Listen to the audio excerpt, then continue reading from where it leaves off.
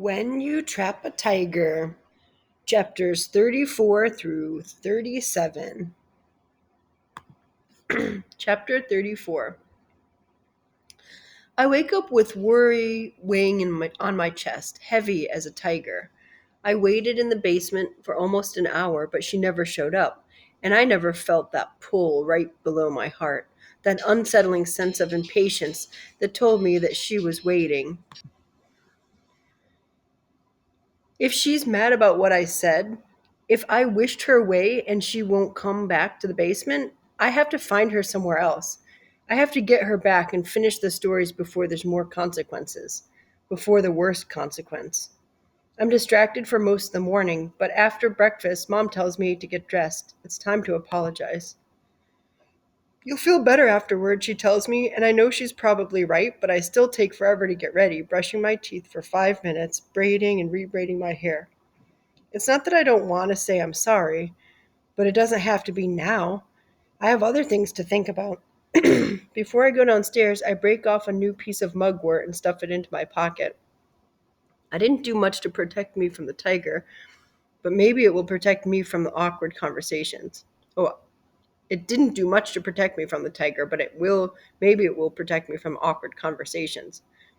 Then I lift the camo top hat from my dresser. I have to return it. I hold it in my hands and try to ignore the sadness inside of me, the feeling that something has changed and I can never go back. Mom packs me into the car and drives me to Ricky's. You've got to do it now, Lily, she says. If you put things off for later, you'll never do them. They'll become harder and scarier, and one day you'll realize you've run out of time. I don't answer. Absent-mindedly, I fiddle with the mugwort in my pocket, letting the crinkle and crunch soothe me. Mom glances over. What's that noise? I freeze. I'm not exactly sure how Mom would feel about the mugwort, but knowing how she reacts to most things from Helmoni, probably not well. Nothing. Her eyes narrow. Lily, show me what's in your pocket. Hiding it isn't worth the fight, so I pull it out and hold it flat in my palm. She frowns. Is that mugwort? Yeah. Mom turns back to the road as she drives and sighs.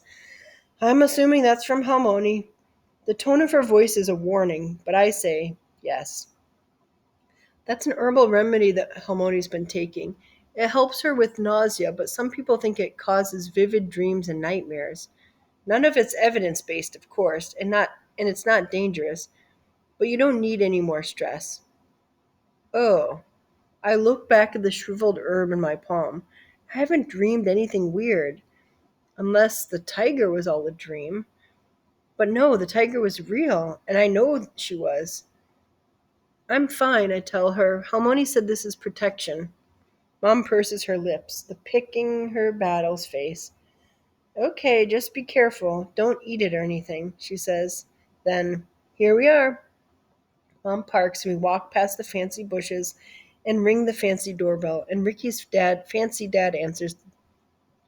Joan, he says, nice to see you again. Mom grimaces. And I really, really don't want to say anything to Ricky's dad. But when something's wrong, you have to fix it, especially when it's wrong because of you. Don't blame my mom, I tell him. She's a very good worker, and she doesn't do strange things. Mom looks like she can't decide if she wants to hug me or hide behind the rabbit bush. Ricky's dad almost smiles. I recognize that. I know what it's like to have a strange child. I'm not sure how to respond to that, but I'll take it as a win. Speaking of strange kids, he says, and then he calls back into the house. Ricky, please take your friend to the den. The phrase, take your friend to the den, has a bit of a murder vibe to it, but when Ricky shows up, he looks sheepish. He's wearing a plain black baseball cap. It's the most normal ever seen him in. He gives me an uncertain wave and then leads me into the blue-themed living room. It's basically the same room as the same as the red room, only a few degrees colder. I shiver. Ricky sits on the couch and I join him, settling into the opposite end. The cushions are lumpy and hard, and I feel like I should push my shoulders back and sit with proper posture. Here's your hat, I say, handing him the top hat. He takes it without meeting my eyes and sets it between us. Thanks. Ricky digs a toe into the rug, looking up at the ceiling, then down at the floor, and even though there's nothing interesting to see, I clear my throat multiple times. There's nothing more awkward than your parents forcing you to interact. I'd be fine if I'd come up to apologize. It'd be fine if I'd come to apologize on my own, but this is weird. On the scale of awkward to busy silence, this one is want to disappear bad, level bad. I force myself to speak. I'm sorry about the mud. Ricky exhales. I'm sorry too about the stuff we said about your grandma. I mean, your harmony. I blink at him, confused. I want you to feel more comfortable, so I'm using the Korean word. He explains, but I can stop if you want. I don't know what you want. What do you want? Oh, I say, it's Helmoni, not harmony. But yeah, you can call her whatever you want. I didn't expect him to apologize, and I know now I don't know what to do. He swallows. I apologize for judging your culture and for being intolerant of other beliefs. I created a hostile environment, and he frowns like he's trying to remember his lines. Then he sighs and crumples, looking at me with on his face. I'm really sorry. My friends and I can be kind of the worst sometimes. I know my dad thinks that, and I'm sure my teachers do, and everyone. I bite my lip. Ricky's dad seems nicer than he did in the grocery store, but it's still sad that Ricky feels that way. He takes a breath and continues, but we really do think your Hal money is cool. Everybody in town does, and I feel really bad that she's sick. I feel really bad that I said she's sick. Sometimes my mouth keeps talking even when my brain knows it shouldn't. I can't help but smile. Thanks, I say. I didn't realize how much I was hoping to hear that. How much of a relief it is to know that doesn't think that Helmoni is creepy or scary or whatever. I don't think you're the worst, and I shouldn't have fed you mud. I mean this mostly, but if Helmoni's right about the spell, it might not be so bad for him. He shrugs. Mud has vitamins, probably. I've eaten worse. Oh? A worm, he says. Only once, though. And also another time. A raisinette that definitely was not a raisinette. I'm still not sure. Well, never mind. I wait to see if he's joking, but he's serious. I fight back a smile. But still, sorry. It's not like me to do that. Then I correct myself. Or I guess it is, but I didn't know that until now. It's okay, he says. Let's stop apologizing now. Apologizing is awkward. I tug at one of my braids. Do your friends hate me? He laughs. They think you're super cool. They kept referring to you as the witch girl, but not in a bad way. Anyone who does something like that is probably worth knowing. I sneak a glance at him. He's staring at me, but looks away fast. His cheeks go splotchy. In that moment, I don't feel like an invisible girl, but I also don't want to be known for putting mud in someone else's pudding. I wonder if there's some way to be a visible person and a good person at the same time. Is that going to be my reputation in school now? I ask. He tilts his head, thinking, well, yeah, but only until the next big thing. Then, after a moment, he adds, I think it's nice that you're doing something to help your Helmoni. He still says it wrong, like hail money, but he's trying, and I appreciate it. He looks at his feet before saying, I wish I did something more for my mom. Oh, his used to mom. Before, I thought he'd feel better if I ignored that, but now I think talking might be good. I'm sorry, is she? She's not dead. She left last year, and we haven't heard from her since. I wonder if somehow that makes it worse. Would I feel better or worse if Dad had just left? If, instead of crashing, he just kept driving and never turned around. It feels wrong to think about that, but I can't help it. It's weird to think about how I could be a different person if I had Ricky's life. In a different life, how much would I change? How much would I say I stay the same? Ricky continues, but I think, like, maybe if I did more to make her want to stay, she would have. She was a stay-at-home mom, and she always helped me with homework and stuff. Except these past couple of years, I started getting better at school, so I didn't really need help, and we didn't hang out as much. Maybe she thought I was fine without her. Oh, I'm really sorry.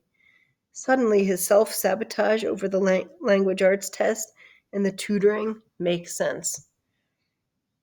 He shrugs. You don't have to say sorry. Everyone says sorry, but that doesn't help because it's not their fault and they can't fix it.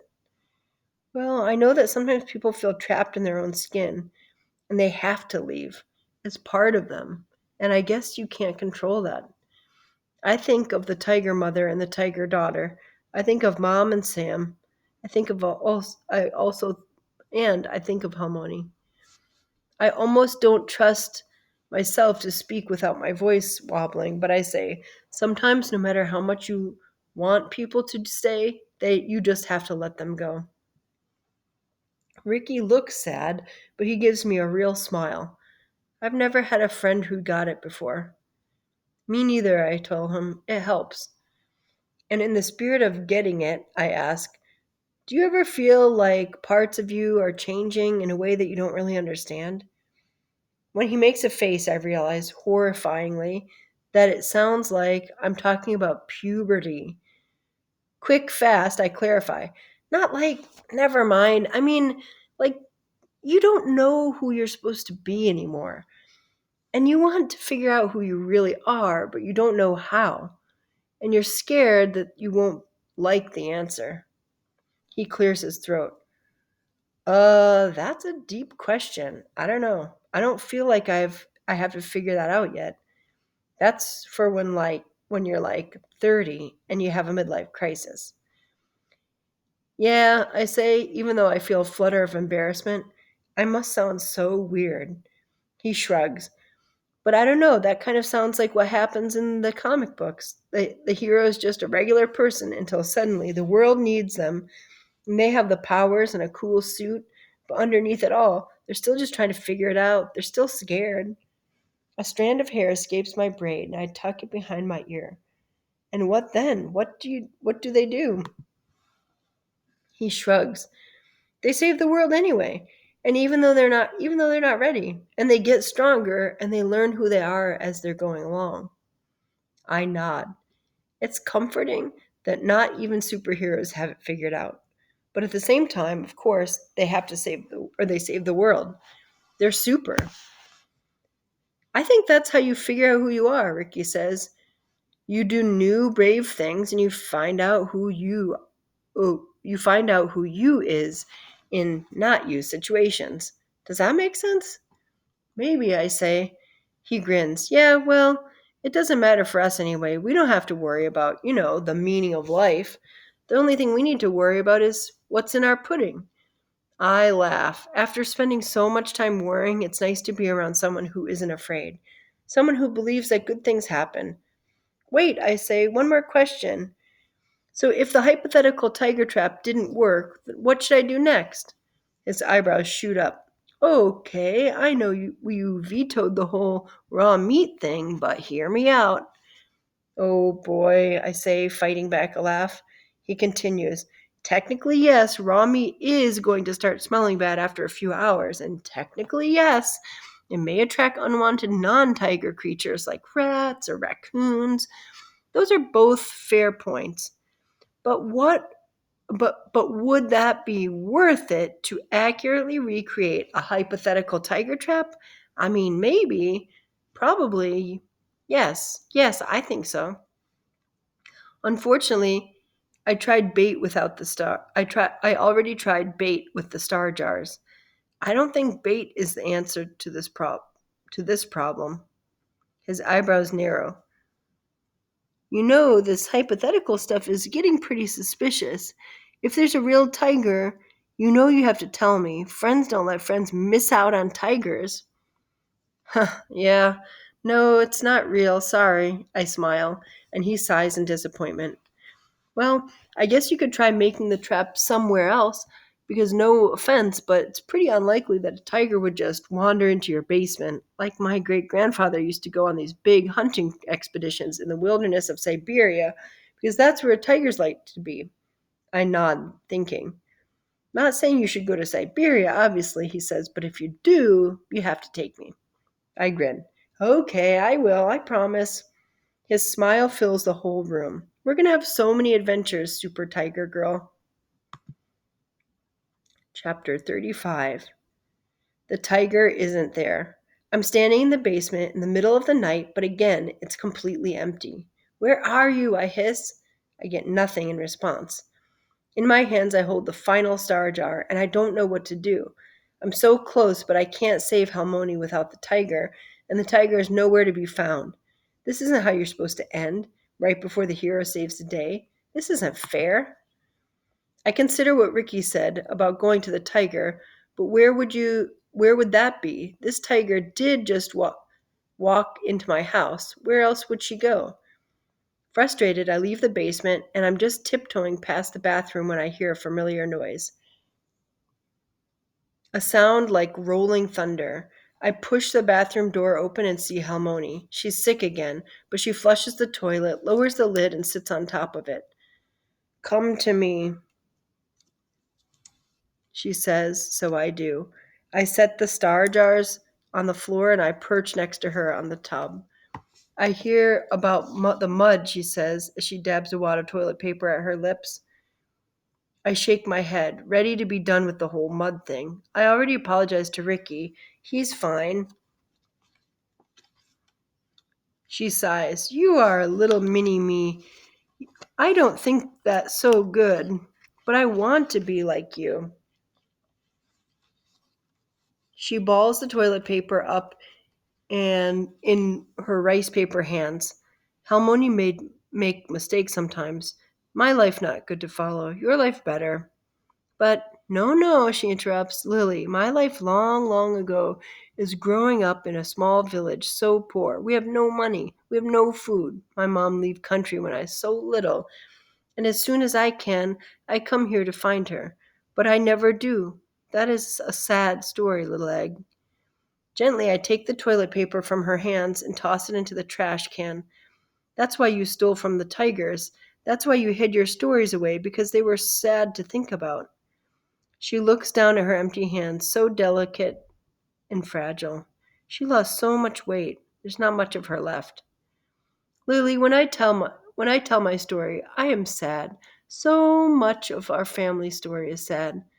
And more than that, so much of Korean people's story is sad. Long, long ago, Japan and United States people do wrong things to our country.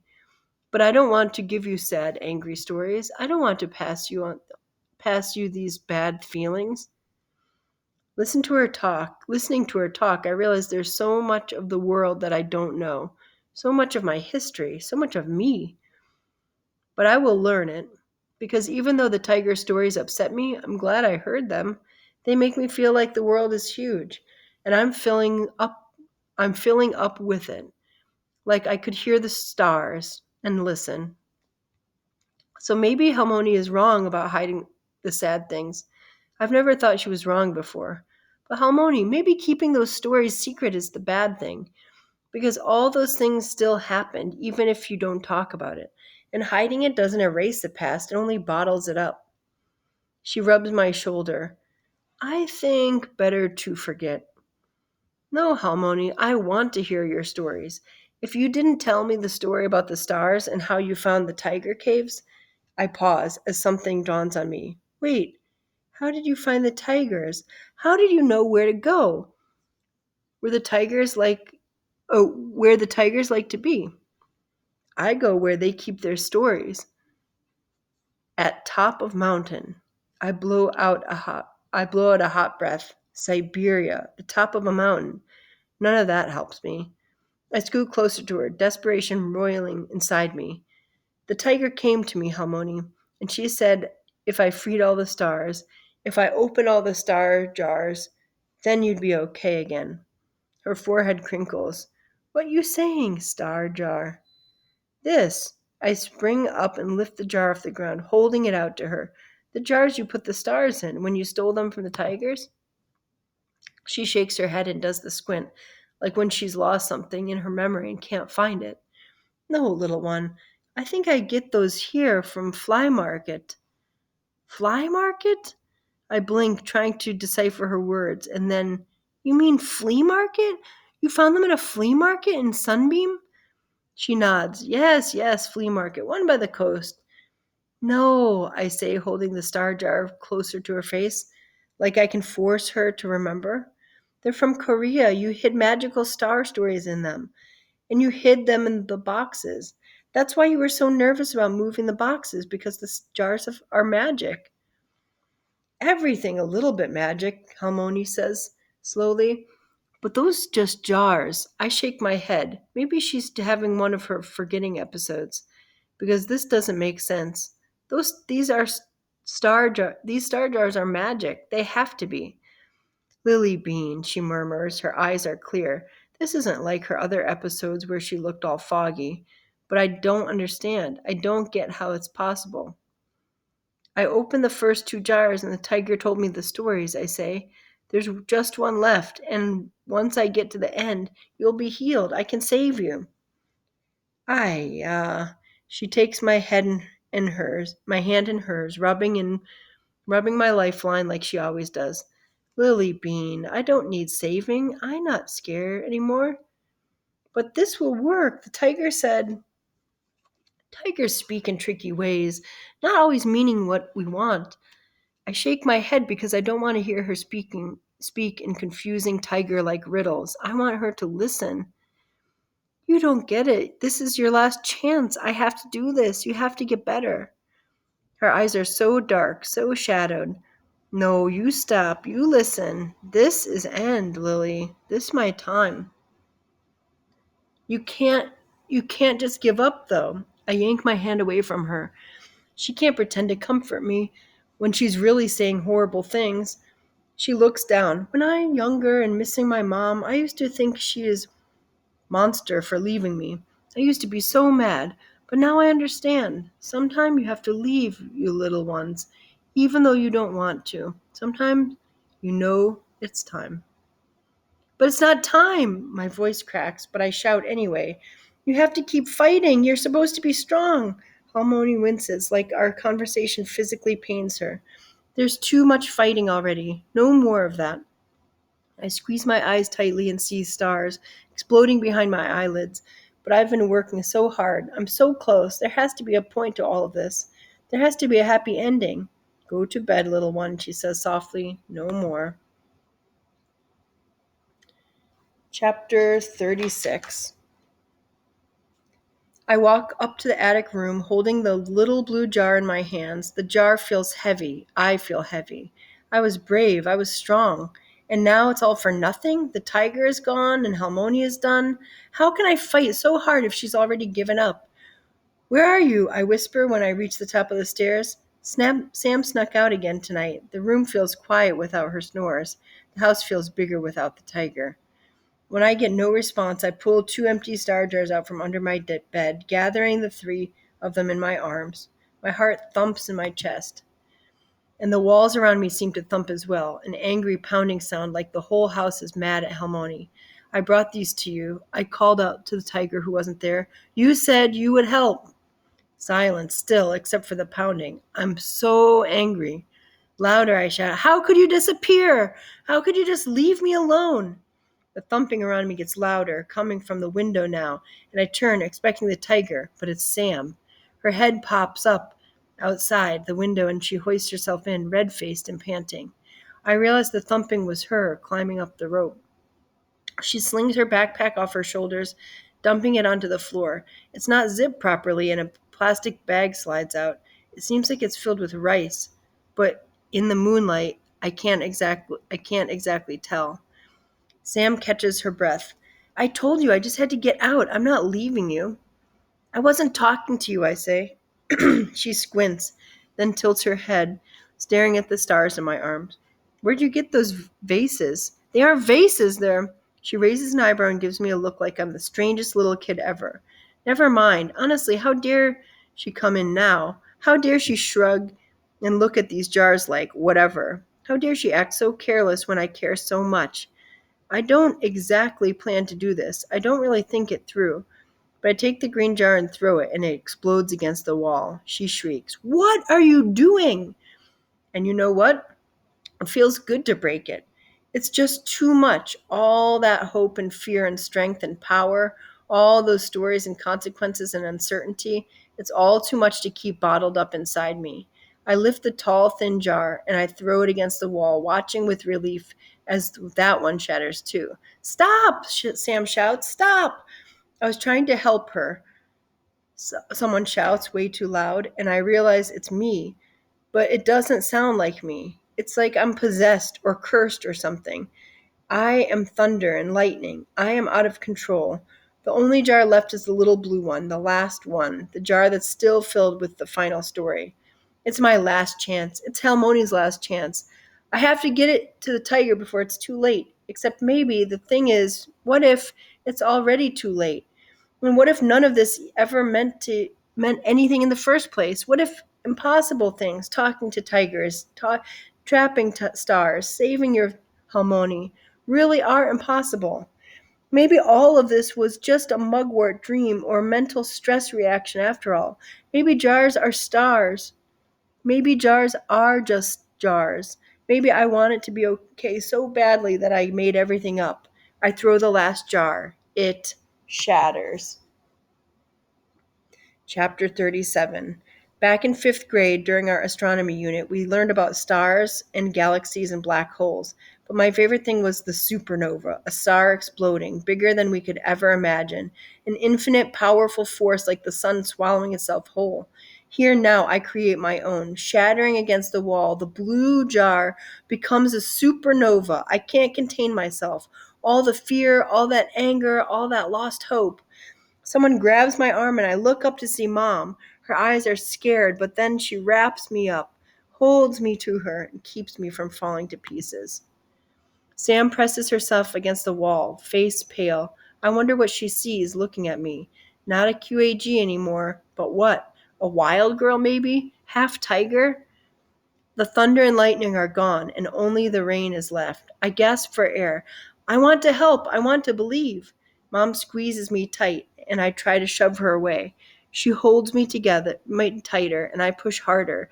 And then I stop pushing. I let her hold me. It's okay, she says. Footsteps thud up the stairs, and Helmoni appears in the doorway. She looks pale, as withered as dried mudwort, and she shakes, unsteady on her feet. "Girls," she breathes, and she collapses.